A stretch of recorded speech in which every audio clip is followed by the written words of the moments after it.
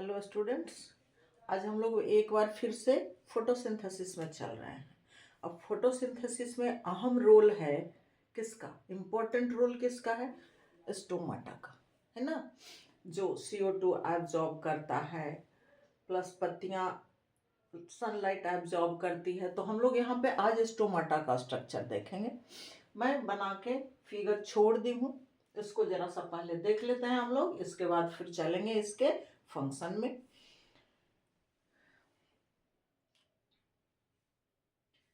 यहाँ पे मैं लिख डाली हूँ स्टोमाटा।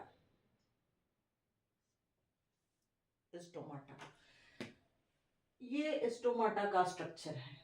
इसमें मूल रूप से याद कीजिए लीफ का स्ट्रक्चर, लोअर एपिडर्मिस, नीचे वाला एपिडर्मिस, अपर एपिडर्मिस नहीं, लोअर एपिडर्मिस, यानी लीफ का निचला सतह जिसके ऊपर स्टोमाटा पाए जाते हैं, लोअर एपिडर्मिस पे। कॉमनली टेरेस्ट्रियल प्लांट्स में, जो जमीन पर पाए जाते हैं पौधे, उनमें या उसमें भी डाइकॉट में, जैसे आम की पत्तियां हो गई, पीपल की पत्तियां हो गई, बरगद की पत्तियां हो गई। तो जनरली ऐसा ही है कि ये लोअर एपिडर्मिस पे स्टोमाटा पाया जाता है। अब चलिए आ जाते हैं स्टोमाटा के स्ट्रक्चर में। ये सारे एपिडर्मल सेल्स हैं। ये बीच में दो जो बीन लाइक, सेम के लाइक या काजू के लाइक स्ट्रक्चर दिख रहा है, ये दोनों क्या है? Guard cell. गार्ड सेल ये मॉडिफाइड एपिडर्मल सेल ही है। लोअर पत्तियों के लोअर एपिडर्मिस पे जो सेल्स होते हैं, इन्हीं का मॉडिफिकेशन है ना।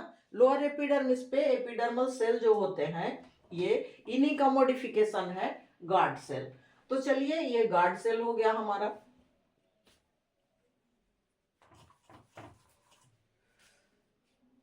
गार्ड सेल दो की संख्या में होते हैं एक स्टोमाटा में, दोनों तरफ से उसको घेरे रहते हैं। अब इनका स्ट्रक्चर क्या है, गार्ड सेल का स्ट्रक्चर कैसा होता है, उसको देख लेते हैं। और फिर इसके बाद जितने भी गार्ड सेल्स नीचे हो जाएंगे लोअर एपिडर्मिस पे, उनके बाद फिर एपिडर्मल सेल्स हो जाएंगे, जैसे ये एपिडर्मल सेल्स घेरे हुए हैं। तो ये गार्ड सेल है। गार्ड सेल में न्यूक्लियस होता है, ये न्यूक्लियस हो गए। इसके बाद इसमें क्लोरोप्लास्ट भी होता है, क्योंकि यहाँ पे फोटोसिंथेसिस से रिलेट करता है, तो क्लोरोफिल यानी क्लोरोप्लास्ट जरूरी है। तो क्लोरोप्लास्ट भी प्रेजेंट है इसमें। कुछ वैक्यूल्स भी होते हैं। Guard cell, nucleus, chloroplast, vacuoles भी होते हैं, क्योंकि प्लांट सेल है। और इसमें इसका इनर वाल और आउटर वाल, दो वाल हो जाएंगे इसके। दोनों का थिकनेस थोड़ा अलग अलग होता है। देखिए मैं यहाँ पे लिखी हूं थिक इनर सेल वाल, किसका? गार्ड सेल का। अंदर का सेल वाल जो है वो मोटा होता है, थिक, और आउटर सेल वाल जो इसका होता है वो थीन होता है, थीन आउटर सेल वाल। दोनों गार्ड सेल के ही सेल वाल हैं, इनर सेल वाल है, outer cell wall. Inner cell wall thick और आउटर सेल वाल थीन। ऐसा क्यों होता है आगे हम लोग फंक्शन में पढ़ेंगे। तो ये स्ट्रक्चर हो गया आपके गार्ड सेल का, और दोनों गार्ड सेल के बीच में क्या हो गए? स्टोमाटल पोर। ये ओपन, खुला हुआ है, क्लोज रहेगा तो क्लोज लिखेंगे, बट स्टोमाटल पोर दोनों गार्ड सेल के बीच में होते हैं। तो अब हम लोग का ये स्टोमाटा का स्ट्रक्चर क्लियर हो गया। दो गार्ड सेल, बीच में स्टोमाटल पोर, गार्ड सेल का आउटर सेल वाल थीन, पतला, इनर सेल वाल थिक, मोटा। गार्ड सेल में न्यूक्लियस, क्लोरोप्लास्ट, वैक्यूल्स, ये सारे प्रेजेंट होते हैं। और इसको फिर epidermal cells, normal epidermal cells घेरे होते हैं, इनमें भी न्यूक्लियस होते हैं, चूंकि लिविंग सेल होते हैं।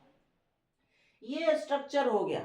आपके क्वेश्चन में अगर आता है फिगर, तो ये कंप्लीट हो गया आपका। अब इसके बाद चलते हैं हम लोग स्टोमाटा का ओपनिंग एंड क्लोजिंग।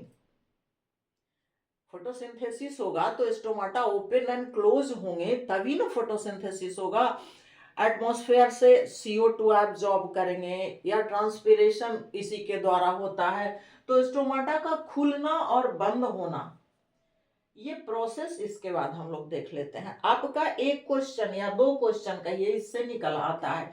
एक तो कि अगर फुल कंप्लीट फिगर, बेल लेवल डायग्राम खोजता है, तो ये आपका हो गया स्टोमाटा का। दूसरी बात, कभी कभी फिगर दे करके एबीसीडी डाल के छोड़ देता है, कौन क्या है, तो आप अगर इसको दिमाग में रखेंगे तो आपका वो भी सोल्व हो जाएगा, यानी 2 क्वेश्चन आपका सोल्व हो जाता है।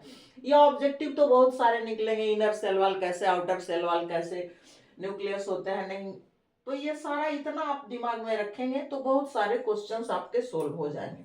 अब आते हैं हम लोग opening and closing of stomata में। देखिए, opening and closing of stomata are regulated by the movement of water in and out of guard cell। ये ओपनिंग और क्लोजिंग स्टोमाटा का जो है वाटर के इन एंड आउट, कहां से in and out, guard cell से इन एंड आउट होने के साथ साथ उसी से रेगुलेट किया जाता है वाटर मूवमेंट। अब इन एंड आउट के बाद इनमें गार्ड सेल में क्या एक्टिविटी होती है, इसका स्ट्रक्चर कैसे चेंज होता है, इसको देखना है। अब एक क्वेश्चन आपका ये भी सोल्व हो गया, opening and closing of stomata depend on movement of water in and out of guard cell, है ना। अब इसके बाद आ जाइए, ओपनिंग कैसे होता है, क्लोजिंग कैसे होता है, इसमें 2 प्रोसेस है ना, खुलना और बंद होना। When guard cell take a water by osmosis become turgid or swell, they move outward and stomatal pore open। अब यहाँ पे देखिए थीन वाल और थीक वाल का लाभ क्या है हमको। ओपनिंग में कहता है कि when guard cell take up water, जब वाटर गार्ड सेल अंदर लेता है, यानी किसके द्वारा, वाटर लेगा ऑस्मोसिस के द्वारा, ऑस्मोसिस एंड डिफ्यूजन दिमाग में लाइए, तो ये वाटर लिक्विड का है मूवमेंट, ट्रांसपोर्टेशन, तो यहां हो जाएंगे ऑस्मोसिस। तो ऑस्मोसिस के द्वारा गार्ड सेल जब वाटर अंदर लेता है तब क्या हो जाता है, बिकम टर्जिड। टर्जिड मीन्स फूल जाना, स्वेल। तो जब फूल जाता है तो फूलने के बाद हम लोग देख चुके हैं कि इसका आउटर सेल वाल जो है वो थीन होता है, पतला होता है, तो वो बाहर की ओर क्या होगा, बाहर की ओर फूल जाएगा, वो आउटवर्ड बाहर की ओर झुक जाते हैं, फूल जाते हैं। ये बाहर की ओर फूल जाते हैं तो अंदर वाला खींच जाएगा, और जब अंदर वाला खींच जाएगा तो वो कर्व हो जाएगा, और जब दोनों गार्ड सेल कर्व हो जाएंगे तो स्टोमाटा क्या होगा, ओपन हो जाएगा। इसलिए outer cell wall guard cell का थीन होता है, क्योंकि वाटर एब्जॉर्प्शन के बाद स्टोमाटल पोर को ओपन होने में सुविधा होती है। ये टर्जिड हो जाता है, फूल जाता है, तो फूलने के बाद अगर दोनों साइड इसका थीन सेल वाल ही होता तो फिर दोनों साइड टर्जिड होते इस तरह से, तो इधर भी टर्जिड होता, फिर स्टोमाटा ओपन होने का सवाल ही नहीं पैदा होता था। इसलिए आउटर वाल थीन होते हैं, इनर वाल थीक होते हैं, क्योंकि ऑस्मोसिस के द्वारा जब वाटर ये अंदर लेता है तो आउटर वाल थीन है तो आउटर वाल ही कर्व होगा, स्वेल होगा, ज्यादा टर्जिड होगा, जिससे इनर वाल पीछे की ओर खींच जाते हैं और स्टोमाटल पोर ओपन हो जाते हैं। तो ये हो गया ओपनिंग ऑफ स्टोमाटा।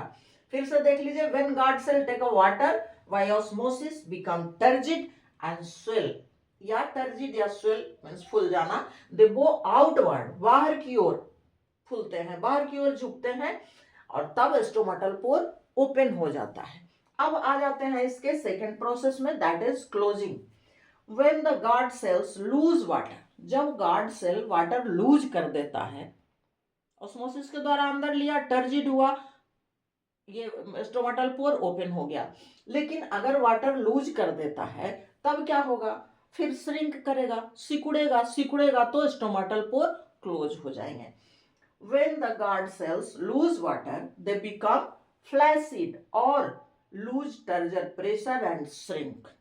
ये दोनों लिखना जरूरी नहीं है। When the guard cells lose water, they become flaccid, the stomatal pore close, इतना भी लिख सकते हैं। या lose turgor pressure and shrink, turgor pressure lose कर देते हैं, सिकुड़ जाते हैं, the stomatal pore close। या पूरा लिख सकते हैं, ये मैं समझने के ख्याल से लिखी हूं कि when the guard cells lose water, water lose कर देते हैं तो क्या हो जाता है, फ्लैसिड, सिकुड़ जाना, वो ये क्लोज हो जाना, दोनों गार्ड सेल एक दूसरे के क्लोज हो जाते हैं। या इसको कह सकते हैं कि टर्जर प्रेशर, टर्जिड होना, फुल जाना, टर्जर प्रेशर उसमें उत्पन्न होना, तो वो लूज कर देता है या सिकुड़ जाता है, तब स्टोमाटल पोर क्लोज हो जाते हैं। सिंपल सा याद रखना है कि गार्ड सेल लूज वाटर, अब उससे वो फ्लैसिड हो जाए, उनका टर्जर प्रेशर घट जाए या सिकुड़ जाए, फ्लैसिड यानी सिकुड़ना ही, तो स्टोमाटल पोर्स क्लोज हो जाते हैं। तो ये हो गया आपका स्टोमाटा का फिगर, उसके लेवलिंग, उसके बाद हो गया opening and closing of stomata, then open कैसे होता है और क्लोज कैसे होता है, ये आपका कंप्लीट हो गया। अब इसमें थोड़ा सा हम लोग चलते हैं, इससे थोड़ा सा डीप चलते हैं, वो आपको काम दे तो सही, नहीं तो आगे काम दे तो भी सही, परहैप्स बोर्ड क्वेश्चंस थोड़ा सा उसमें से भी मैं देखी हूँ कहीं कहीं, इसलिए चलती हूँ कि सीधा हम लोग यहाँ पे वाटर को ब्लेम कर रहे हैं opening and closing of stomata में, लेकिन वाटर मूवमेंट भी तो कंट्रोल होता होगा किसी के द्वारा, कि ज्यादा वाटर अंदर जाए, ज्यादा वाटर बाहर निकल जाए, इसमें भी तो कोई फैक्टर्स होंगे, तो उसको थोड़ा सा हम लोग देख लेते हैं। इसको मैं मिटा दे रही हूं, फिगर तो छोड़ दे रही, नीचे का थोड़ा सा मिटा दे रही मैं।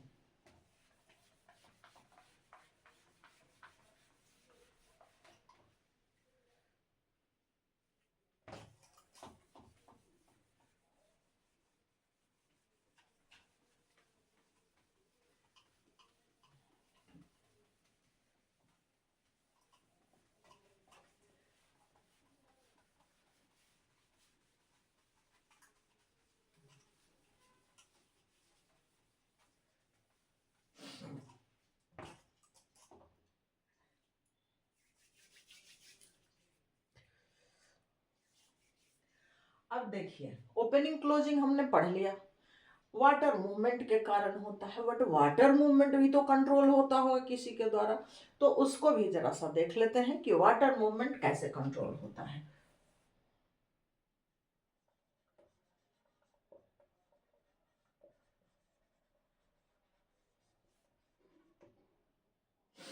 वाटर मूवमेंट इन फोटोसिंथेसिस,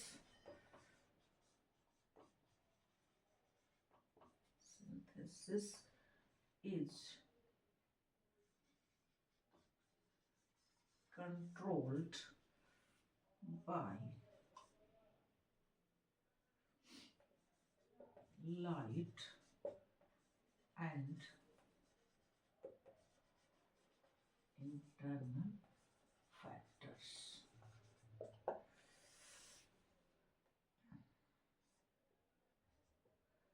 इसमें हो गया CO2 और हो गए शुगर और हो गए आपका एंजाइम।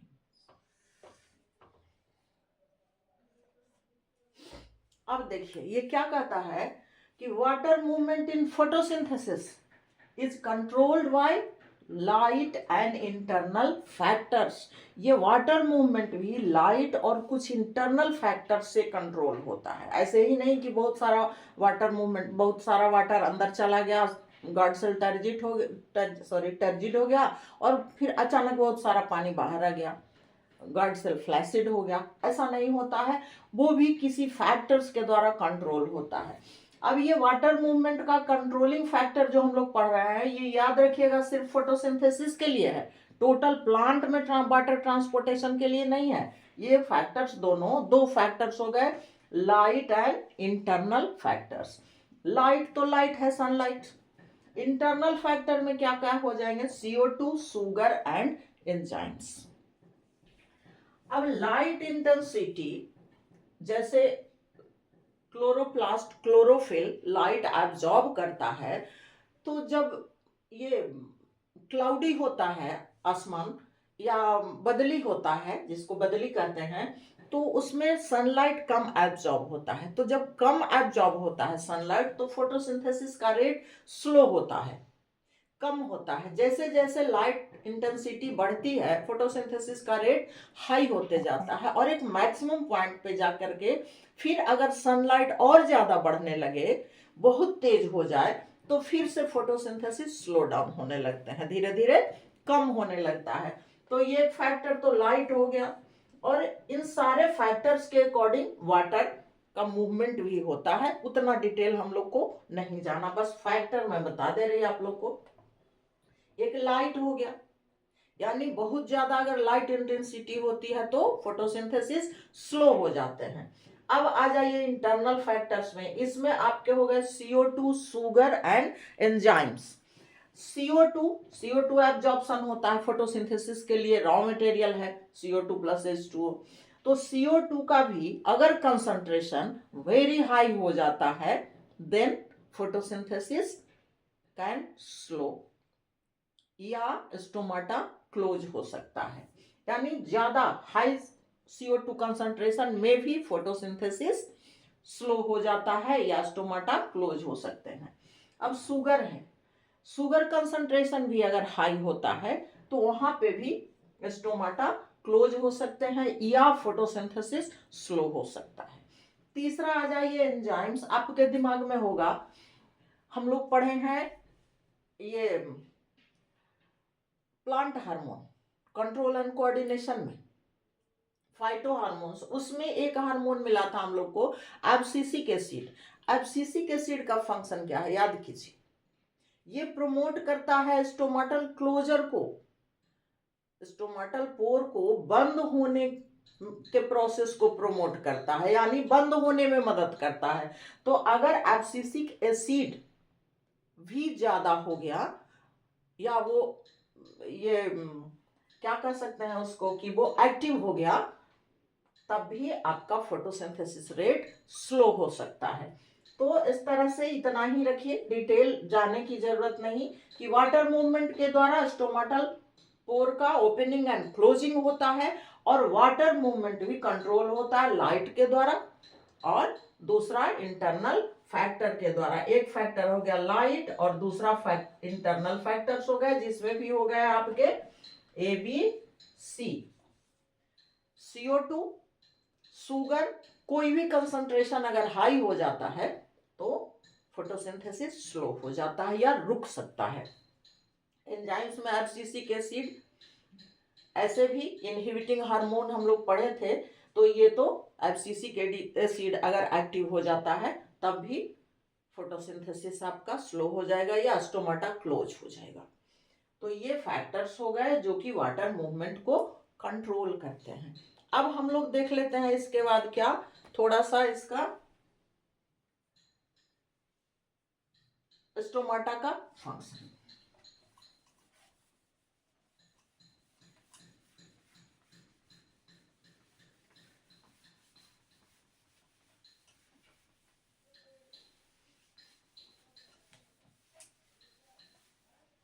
देख लेते हैं हम लोग थोड़ा सा फंक्शन ऑफ स्टोमाटा।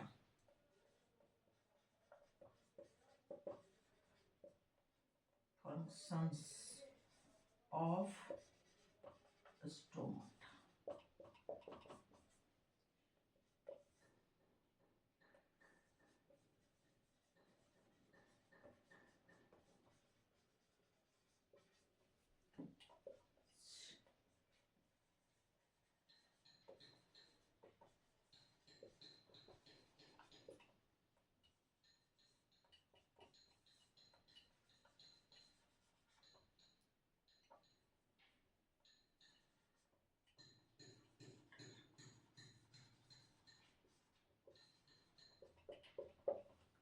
ये फंक्शन हो गए स्टोमाटा के। गैसियस एक्सचेंज वेल नोन है आप लोग को, O2 एंड CO2। दूसरा ट्रांसपीरेशन, ये भी वेल नोन है, वाष्पोत्सर्जन, है ना। ट्रांसपीरेशन रेट जब हाई होता है तो वाटर एब्जॉर्प्शन रेट भी हाई होता है। पत्तियों के स्टोमाटा के द्वारा पर्णरंध्र के द्वारा ही पानी वाष्प बन करके, वाटर वेपर बन करके बाहर निकलते हैं, और इस प्रोसेस को कहते हैं transpiration. Gaseous exchange, O2 CO2 का एक्सचेंज। और वाटर रेगुलेशन, अभी हम लोगों ने पढ़ा वाटर रेगुलेशन के बारे में, फोटोसिंथेसिस में वाटर का एब्जॉर्प्शन, फिर वाटर रिलीज होना। तो इस तरह से ये 3 फंक्शंस हो गए आपके स्टोमाटा के। अब स्टोमाटा आपका कंप्लीट हो गया। इसके बाद एक छोटा सा क्वेश्चन किसी बच्चे ने ही भेजा है, उसको जरा सा मैं देख लो, जो फोटोसिंथेसिस से ही रिलेट करता है।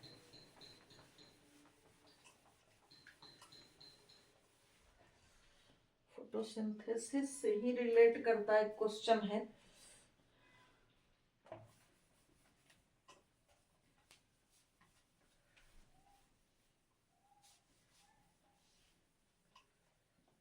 बहुत सिंपल सा छोटा सा क्वेश्चन है आपका।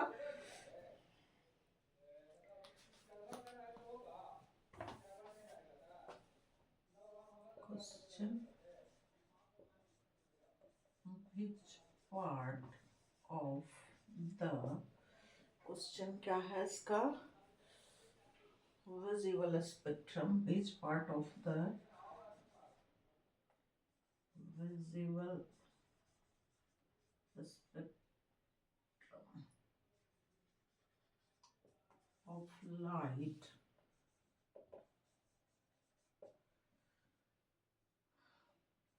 is absorbed by chlorophyll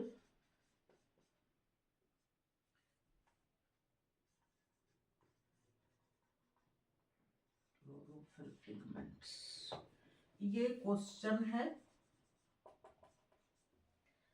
question है आपका, छोटा सा क्वेश्चन है, जाना हुआ क्वेश्चन है। Which part of the visible spectrum of light is absorbed by chlorophyll pigment. Question समझ लीजिए, आंसर आप सबके दिमाग में आ जाएगा, अचानक से ही आ गया होगा, जिनको पता होगा उनको। कहता which part of the visible spectrum, main यही है जिसमें कंफ्यूज हो सकते हैं बच्चे। विजिबल स्पेक्ट्रम का मतलब क्या हुआ? हम लोग रेनबो देखते हैं ना, रेनबो, तो वो क्या है? That is visible spectrum. Light में वो 7 कलर्स जो दिखते हैं वही विजिबल स्पेक्ट्रम है। तो कहता है कि अब वो 7 रंग, कहने का मतलब कि लाइट के, ये क्वेश्चन पूछ रहा है, सिंपल सा अगर पूछा जाए तो ये पूछ रहा है कि लाइट के 7 रंगों में से किस कलर को क्लोरोफिल एब्जॉर्ब करता है। हम लोग सीधा जानते हैं कि सनलाइट को एब्जॉर्ब करता है क्लोरोफिल, है ना? तो ग्रीन कलर को एब्जॉर्ब करता होगा, चूंकि क्लोरोफिल ग्रीन है, या पत्तियां ग्रीन दिखती हैं। बट ऐसा है नहीं, वो 7 रंगों में सिर्फ 2 रंग को, 2 कलर्स को ही एब्जॉर्ब करता है। और ग्रीन कलर तो रिफ्लेक्ट होते हैं, हमारी आंखों तक पहुंचते हैं रिफ्लेक्ट होकर के, इसलिए पत्तियां ग्रीन दिखती है। अब आपके समझ में पता होगा तो आ गया होगा कि कौन कौन 2 कलर को ये एब्जॉर्ब करते हैं, और नहीं तो मैं नीचे लिख दे रही हूं।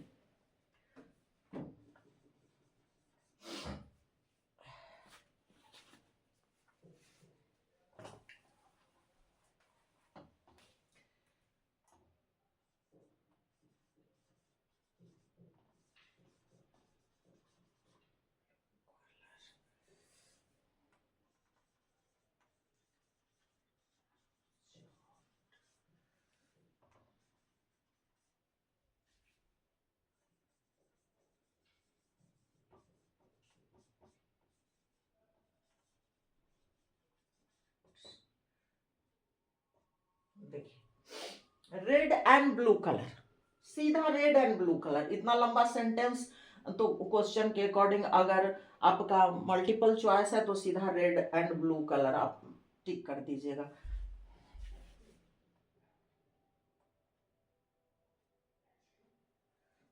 Red and blue colour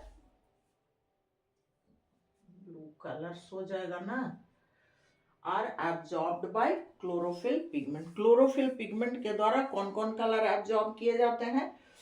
red and blue, ये दोनों कलर ही एब्जॉर्ब किए जाते हैं। लिखना हो तो पूरा सेंटेंस लिखेंगे, मल्टीपल चॉइस हो तो रेड एंड ब्लू ढूंढ लेंगे। इसलिए विजिबल स्पेक्ट्रम सिर्फ दिमाग में रखिएगा कि वो 7 कलर्स जो दिखते हैं उसमें कौन कौन कलर ये एब्जॉर्ब करता है। तो रेड एंड ब्लू एब्जॉर्ब करते हैं, और ग्रीन इसलिए दिखता है कि रिफ्लेक्ट होकर के ग्रीन लाइट ही हमारी आंखों तक आते हैं, इसलिए ग्रीन दिखाई पड़ता है। ये स्टोमाटा आपका कंप्लीट हो गया। आज इतना ही। Okay, thanks.